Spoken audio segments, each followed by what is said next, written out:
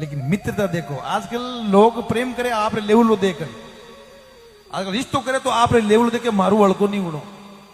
लेकिन देखिए भगवान से तो खुद गरीब हूं यदि प्रेम कर लियो तो सोचो भगवान की नजर में अमीर कोई मायनो नहीं रखे। हाँ आप अमीर हो रहा, अपने जीवन में भौतिक सुविधा जो है आप उन्हें पूरी कर सको, आप अच्छो यदि रह सको, लेकिन आपको गरीब उसने नहीं कर सको यदि आप लोभ यदि माया में है तो। लेकिन भगवान होते हुए भी सुधा हमारे साथे गेरी मित्रता है, एक साथे पढ़े, एक क्लास में जावे, एक गुरु की शरण में है, वो उन्हें हाथरों खावे वो उन्हें हाथरों खा रही है। देखिए भगवान और सुदामा, अब भगवान तो आपने द्वारका बसा ली और सुदामा रो विवाह को गृहस्थी में आ गए हो।